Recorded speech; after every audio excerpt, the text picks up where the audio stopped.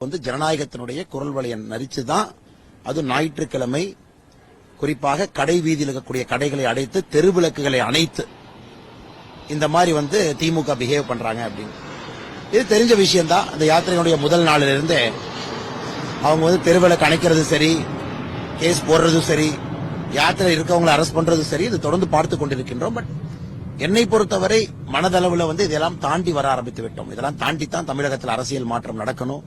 இதெல்லாம் தாண்டித்தான் தமிழகத்தில் அரசியல் என்பது சுத்தப்படுத்தப்பட வேண்டும் என்பது மனதளவில் நாங்கள் ப்ரிப்பேர் ஆயிட்டோம். நட்டாஜி அவர்களை பொறுத்தவரை இன்னைக்கு அவருக்கு ஒரு ஷாக். குறிப்பாக தமிழகத்தில் நம்முடைய மாநிலத்தில் இது போன்ற நிகழ்வுகள் எல்லாம் திராவிட முன்னேற்ற கழகம் நடத்த ஆரம்பிக்கிறாங்கன்னா அவங்களுடைய ஃப்ரஸ்ட்ரேஷனை காட்டுது. எந்த அளவுக்கு அவர்கள் தோல்வி பயம் திராவிட முன்னேற்ற கழகத்தினுடைய கண்ணில தெரியுது. அதைத்தான் திரு நட்டா அவர்கள் மேடையிலே குறிப்பிட்டிருந்தார்.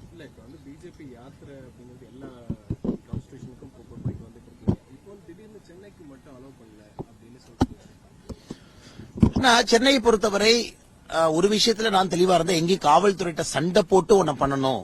ஏன்னா உங்களுக்கு தெரியும் திமுக எவ்வளவு அறிவாளிகள்னா அவங்க நேரா சண்டை போட மாட்டாங்க. காவல்துறை ஏவி விட்டு தான் சண்டை போடுவாங்க. திமுக கைவந்த கலை. அதனால தேவையில்லாம நம்ம காவல்துறையோட உரச வேண்டாம் அப்படிங்கிறது எங்களுடைய நிலைப்பாடு முதல்ல இருந்து. சோ ரூட் கொடுக்க மாட்டாங்க, பர்மிஷன் கொடுக்க மாட்டாங்க, இது பண்ண மாட்டாங்க, அது பண்ண மாட்டாங்க. எல்லா இடத்துலயும் பொறுத்துக்கிட்டு எங்கெல்லாம் சொல்றாங்களோ கிராமத்துக்குள்ள எங்க போகணும், அங்க போகணும், டைமிங் எல்லாமே பொறுத்துக்கிட்டு தான் வந்தோம். சென்னை பொறுத்தவரை நீங்க பாக்குறீங்க மக்களுடைய எழுச்சிங்க. சென்னை இன்னைக்கு தயாரா இருக்கு மாற்றத்திற்கு. ஏன்னா உலகத்தில் இருக்கக்கூடிய நகரத்தை பாருங்க, இந்தியாவில் இருக்கக்கூடிய நகரத்தை பாருங்க, பெங்களூர், ஹைதராபாத் எல்லா நகரத்தையும் பாருங்க, எல்லாமே மாற்றத்தை நோக்கி சென்று கொண்டிருக்கிறது.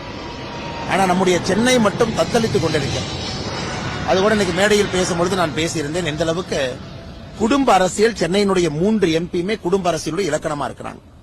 ஒரு சாமானிய மனிதர்கள் கிடையாது, சாமானிய மக்களுடைய பிரச்சனையை புரிந்தவர்கள் கிடையாது. அதனால திமுகவை பொறுத்த வரைக்கும் தெரியும், இங்கே மக்கள் ரோடுக்கு வர ஆரம்பிச்சுட்டாங்கன்னா இங்க ஒரு பெரிய புரட்சி நடக்கும்னு திராவிட முன்னேற்ற கழகம் தெரியும். அதை தடுப்பதற்காக பல முயற்சி எடுத்த யாத்திரை இங்க அனுமதி இல்லை, அங்க அனுமதி இல்லைன்னு. பட் இதையும் தாண்டுவோம். இதையும் தாண்டி சென்னையிலே ஒரு பெரிய மாற்றம் நடக்கும் என்கின்ற நம்பிக்கை எங்களுக்கு. ஆனா இன்னைக்கு பாரதிய ஜனதா கட்சி எங்க இருக்கணுமோ அங்க இருக்கிறோம். we are very happy with where we are. 20% வாக்கு சதவீதத்தில் இருக்கிறோம். இன்னும் ஒரு மாதத்திற்குள்ள கண்டிப்பா நாங்க 25-27% தாண்டிடுவோம். நிச்சயமாக மக்களுடைய அன்பு நம்ம பக்கம் இருக்கு. நீங்க 23% தாண்ட ஆரம்பிச்சிட்டீங்கன்னாவே கன்வர்ஷன் ஆக ஆரம்பிச்சிடும் ஒரு சீட்டுமே. ஆனால் நாங்கள் தெளிவாக இருக்கின்றோம். இன்னைக்கு பிப்ரவரி முதல் வாரத்தில் பாரதிய ஜனதா கட்சி எங்கே இருக்க வேண்டும் என்று பாடுபட்டு கொண்டிருந்தோமோ எக்ஸாக்ட்லி அங்க இருக்கும். மார்ச் முதல் வாரத்தில் எங்க இருக்க வேண்டுமோ அங்க இருக்கிறோம். ஆனா ஓட் ஷேர் தான் முக்கியம். சீட்டு கன்வர்ஷன் யாருனாலே ப்ரெடிக்ட் பண்ண முடியாதுங்கண்ணா. சீட்டு கன்வர்ஷன் ஒரு 3 கார்னர் 4 கார்னர் ஃபைட்ல யாருனாலையும் இந்தியாவில் சீட் கன்வர்ஷன் ப்ரெடிக்ட் பண்ணவே முடியாது. நீங்க 20% தாண்டிட்டீங்கன்னாவே மொமெண்டம் உங்க பக்கம் வந்துடும். அதனால நான் சீட் கன்வர்ஷன் மட்டும்தான் நான் பாக்குறேங்க. நான் குறிப்பா ஓட் ஷேர் பாக்குறேன். சீட் கன்வர்ஷனை பத்தி அதிகமா நான் பேச விரும்பல. காரணம் யாருனாலையும் ப்ரெடிக்ட் பண்ண முடியாதுங்க. 3-வே ஃபைட்ல தமிழகம் முதல் முறையாக ஒரு பெரிய 3-வே ஃபைட் இப்ப சந்திச்சுக்கிட்டு இருக்கு. இன்னைக்கு எடுக்கக்கூடிய கருத்து கணிப்புகள் 3-வே ஃபைட் தான் எடுக்கிறாங்க. 2-வே ஃபைட்டுக்கு எடுக்கலீங்கன்னா பிஜேபியை தனியா எடுக்கிறாங்க, வேற கட்சியை தனியா எடுக்கிறாங்க, திமுக கூட்டணியை தனியா எடுக்கிறாங்க. ஒன்னும் பிரச்சனை இல்லை, டோன்ட் வரி. அதனால என்னை பொறுத்தவரை அவங்க அந்த ஓட் ஷேரை வச்சு சீட்டா கன்வெர்ட் பண்ணக்கூடியதை நான் ஏத்துக்கல. ஆனா ஓட் ஷேர் பாரதிய ஜனதா கட்சி அதிகமாக கொண்டிருக்கிறது என்று ஒரு கருத்து கணிப்பும் சொல்வதை நாங்கள் வரவேற்கின்றோம். அதுதான் கள நிலவரம், அதுதான் உண்மை. குடியுரிமை திருத்த சட்டம் கண்டிப்பா தேர்தல் கூட அமல்படுத்தப்படும் அமித்ஷா கூறியிருக்காங்க. இதனால பாத்தீங்கன்னா சிறுபான்மையினரோட ஓட்டு வரது பாதிக்கப்படாது.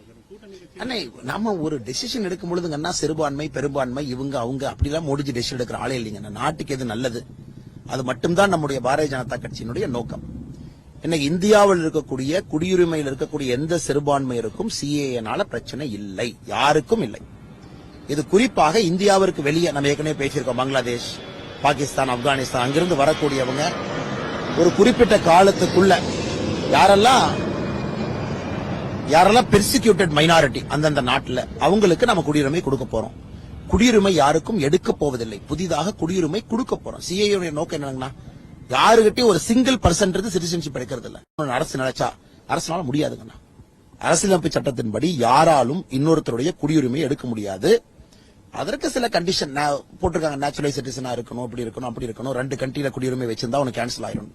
இது குடியுரிமை கொடுப்பதற்கான ஒரு சட்டமோ தவிர குடியுரிமை எடுப்பதற்கான சட்டம் இல்லை.